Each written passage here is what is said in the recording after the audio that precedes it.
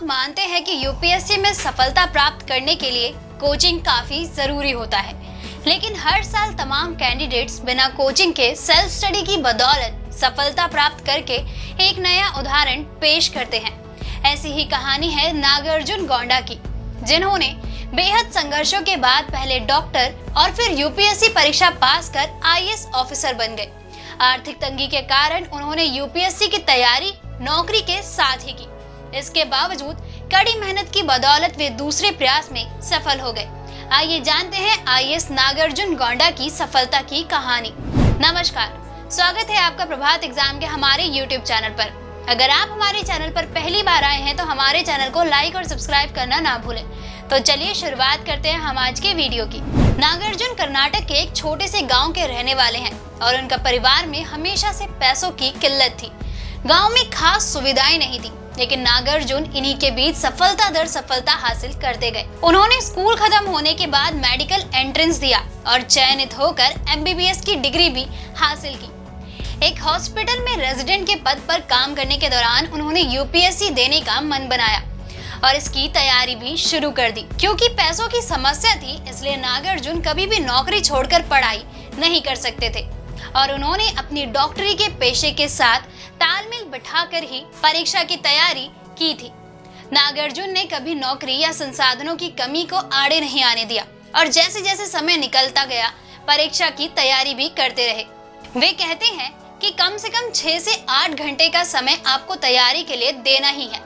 आप काम पर जाने से पहले कितना पढ़ते हैं और कितना आने के बाद यह आप पर है, लेकिन आपको पढ़ाई का शेड्यूल बनाकर ही चलना चाहिए। वे तो पूरे साल का शेड्यूल बनाने पर विश्वास करते हैं कि आपको कब और क्या पढ़ना है, कौन सी किताब का रिवीजन कितनी बार करना है या किस विषय पर ज्यादा समय खर्च करना है।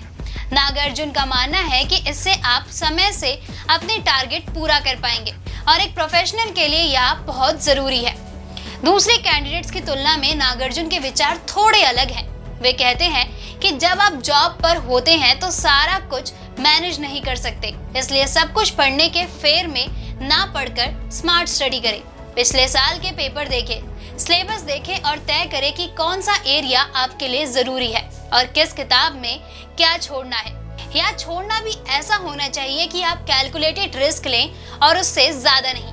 यह अभ्यास से ही पता चलेगा। नागार्जुन कहते हैं कि कोचिंग लेना या ना लेना ये आपका अपना निर्णय है। अगर आप बिना कोचिंग के खुद से विषय समझ लेते हैं तो बढ़िया है, जैसे कि उन्होंने किया था।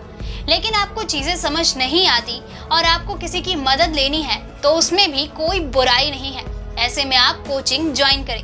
हालांकि अंत में काम सेल्फ स्टडी ही आती है और इस पर सबसे ज्यादा फोकस करना पड़ता है। टाइम निकालने की जहाँ तक बात है तो ऑफिस के बीच में भी जब नागार्जुन को समय मिलता था वे पढ़ाई किया करते थे। जैसे ब्रेक्स में न्यूज़पेपर पढ़ लेना और कंप्यूटर में लगने वाले समय में कुछ रिवीजन कर लेना।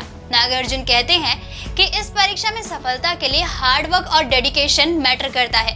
आप पहले क्या थे और आपके अंक पहले कैसे आते थे, इस बात से कोई फर्क नहीं पड़ता।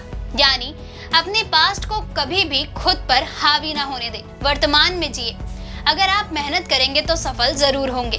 कई बार सफलता मिलने में समय लग जाता है और आपको कई अटेम्प्ट्स देने पड़ सकते हैं, पर इस बात से निराश ना हो और ना ही अपने कॉन्फिडेंस लूज करें। अगर आपके इरादे दृढ़ हैं और आप कड़ी मेहनत कर रहे हैं तो सफलता आपसे बहुत दिन दूर नहीं रह सकती। दोस्तों, अगर आपको हमारा ये वीडियो पसंद आया हो तो इसे अपने दोस्तों के साथ भी जरूर शेयर करें और अगर आपके पास हमारे लिए कोई भी सवाल है तो उसे कमेंट में लिख के हमें जरूर बताएं। जल्द आपसे फिर मुलाकात होगी एक नई वीडियो पे एक नए टॉपिक के साथ। तब तक के लिए नमस्कार।